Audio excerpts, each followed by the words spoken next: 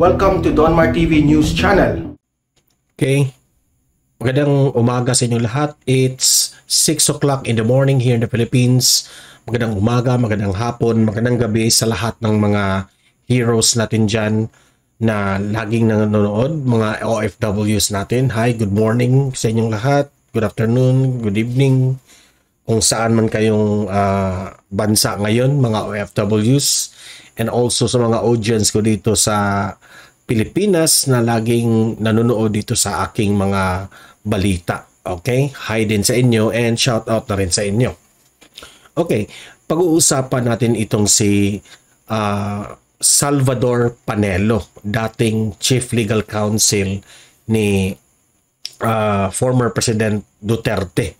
Nagsalita na siya tungkol sa mga sinasabi ni Loren Legarda. Okay? So alam naman natin na itong si Salvador Panelo ay very detailed, very accurate ito when it comes to sa batas sa ating bansa. So it's very important na pakinggan natin ang mga sasabihin ni Salvador Panelo tungkol sa mga statement ni Loren Legarda. Okay, alam naman natin kung anong nangyari tungkol kay Loren Legarda. At sabay-sabay tayong mag-react, mag-comment tungkol kay Salvador Panelo kung tama ba ang mga analysis, yung mga reaksyon ni Salvador Panelo. Okay? Pero bago natin yan i-play ang video, help me and importante na i-like at i-share itong video na ito sa ating mga Facebook at YouTube para marami ang makanood. Okay? So sabay-sabay tayong mag-like and share. Ready? 1, 2, 3, go! Okay? Naka-like and share. And also itong Donmar TV page at channel sa Facebook at sa YouTube, i-subscribe ninyo at i-follow ninyo itong ating Donmar TV. Okay? Sabay-sabay tayong mag-follow and subscribe. Ready? 1, 2, 3, go! Okay? Importante ang follow and subscribe para you will be updated sa ating mga balita.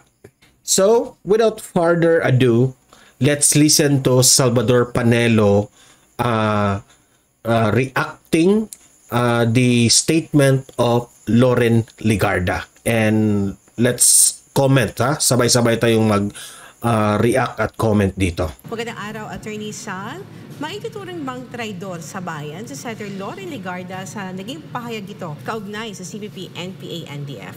Maituturing ba siyang traidor ng bayan? Alam niyo, Are you aware dun sa statement po ni Senator Loren Legarda? Alam niyo, gumawa po ako ng artikulo ngayon, araw na ito. Kasama doon sa pahayag ni Vice President Sara Duterte na we will show no mercy to criminals and terrorists. In relation to that, binanggit ko itong senadora. So, because the issue today is magkaiba ang ideology ni Vice President Inday Sara Duterte at si Senator Loren Legarda. Yung isa naman ay talagang ibang-iba. Yung Vice President natin talagang isusulong, no mercy. Itong kay Senator Loren Legarda, peace talks. So kayo nang humusga mga audience ko dito. Hindi ko maintindihan itong senadorang ito. Ang tanong ko nga, nasaan ka ba ng mga panahon? Kasi unang-una sinasabi niya na hindi terrorist organization ang CPP-NPA. Abe, parang hindi niya alam na may proclamation ang Presidente Duterte na dinesignate na terrorist organization pursuant.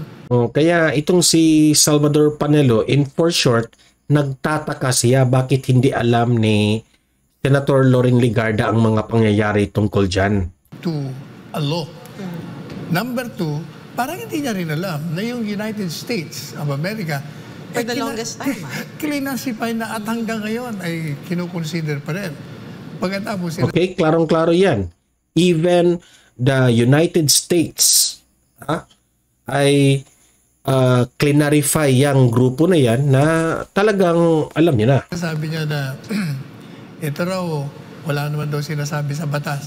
Yung proclamation to the education of the good senator has the effect of law until the Supreme Court says. So yung analysis natin guys, kaya siguro binawi ni Senator Loren Legarda sa kanyang speech last Monday. Last Monday ba yun? Di ba? It's unconstitutional. Kaya pala ito nagbago. Siguro na she realizes na nagkamali siya sa kanyang statement. Pero kaya binawi niya. Ang tanong ngayon, if matatanggap ba yan sa taong bayan? Ano pa bang gusto mo? Kaya ang sabi ko, ako naman I'm being kind to her. Baka naman ako, kasi actually ang reaction niya doon sa speech ni Senator Francis Tolentino na nagsasabi na obligahin natin itong mga empleyado. Ako naman yung portion na yun, sinasabi ko naman na I have a better idea. Kasi pag ginawa mong batas, baka walang sumunod. Alam mo ba kung bakit?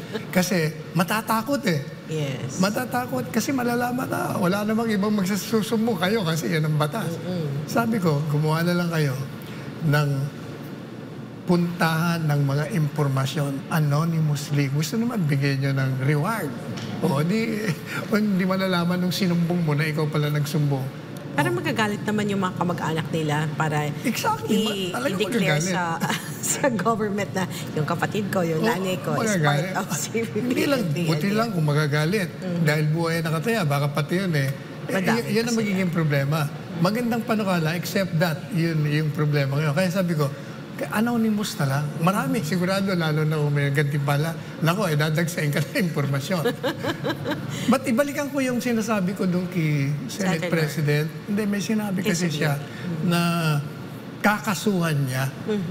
Naku, delikado yung mga salitang gano'n. Sapagkat, gaya ng sinabi nga natin, ano bang illegality doon sa ginawa ng mga yon? Ideya lang nga yun Kung baga, ito po ang rekomendasyon na, klarong-klaro yung August 5 memorandum ni Mr. Sebastian. Ito po ang rekomendasyon namin. Sir, ano po ba gagawin namin? In fact, para sa akin, they don't even have to ask approval kasi nakalagay na naman doon, subject to approval So, gumawa ka ng resolution mo. So, itong mga sinasabi ngayon ni Salvador Panelo ay tungkol dito sa issue ng illegal sugar importations ni Yusek Sebastian, okay? Oo, either aprobahan o hindi. Pero kasi may decision itong si Senator Loren Legarda and the rest of the Senate tungkol dito, no? So opinion naman niya ni Salvador Panelo tungkol dito sa ginagawa ng Senado sa mga pagdinig ni na Yusek Sebastian at itong si E.S. Vic. Sinasabi ni Senate President, rather na chairman ng Blue Ribbon Committee, na siguradong kakasuhan yung mga gumawa nun. Nako, delikado po yun. Baka mapahiya po kayo doon. Sapagkat wala namang illegal na ginawa itong mga ito. At saka sinasabi kasi ni Senator Francis, ito raw ang kauna-unang kumbaga parang record ito na napakadali ng investigasyon at meron na kagad report. Kasi noon, hindi ba matagal. Pero alam po ninyo, mawalang galang na, hindi mahalaga yung mabilis na resolusyon.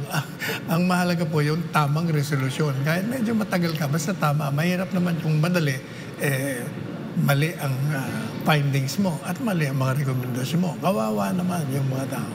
Ang tanong sa atin kanina, anong tingin ko kay Senador Legarda, di ba, kung traidor? Yes, Attorney. Sabi ko nga, magiging kind ako sa kanya.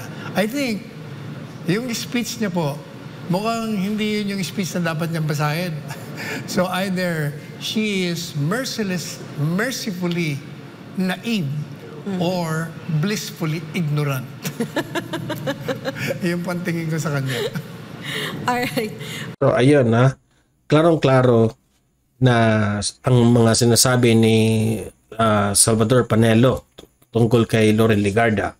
Tinanong kasi siya kung pwede bang sabihin na itong si Senator Loren Legarda ay matatawag ba itong nagtrahidor sa bansang Pilipinas.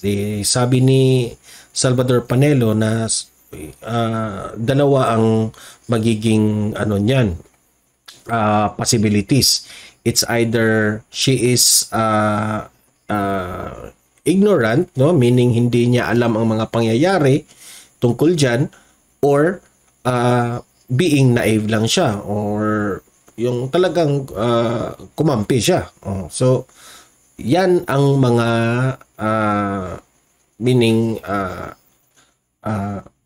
reaction ni Salvador Panelo. Importante kasi na makarinig tayo dito sa kanyang opinion, dahil itong si Secretary, dating Chief Legal Counsel ng ating former President Duterte ay talagang detalyado, maraming alam tungkol sa batas. This is a brilliant person, kasi kaya nga nasasayangan ako dito sa taong ito dahil medyo hindi siya nanalo bilang isang senador. Kung itong taong ito, no, ito yung bagay sana na malagay dyan sa Senado, itong type of brilliant. No, sayang kasi no, na itong ating taong bayan, no, na hindi masyadong nakilala ng lubos itong alam mo, no, nakilala naman itong si Salvador Panelo, ngunit meron kasing sabi niya ni Gordon na meron pa ring matatawag nating lapses yung machine na Smartmatic. Kasi kung tutuusin, mas mabuti na lang nanalo itong si Salvador Panelo compare ni anong tawag doon, si Risa Hontiveros. Nanalo pa si Risa Hontiveros compare this brilliant si Salvador Panelo. Okay? So kayong mga audience ko dito, no, libre kayong mag-comment, mag-react sa mga sinabi ni Salvador Panelo. Tama ba ang kanyang opinion, reaction tungkol kay Loren Legarda? Libre kayong mag-comment, mag-react dyan, okay? Babasahin natin yan. And also, importante na i-like and share this video para maraming makanood sa opinion ni itong si Salvador Panelo. At i-follow, subscribe ang ating Don Mar TV para lagi kayong updated sa mga balitang kagaya nito. Okay? Patuloy nating ipaglaban, ipagtanggol ang ating Presidente at Vice President Marcos Duterte administration, at keep updating, keep watching my video para always hindi kayo behind sa mga pangyayaring politiko sa atin sa Pilipinas. Okay? So guys, see you in my next video, and hope na sumabuti kayong kalagayan ngayon, and God bless everyone. See you!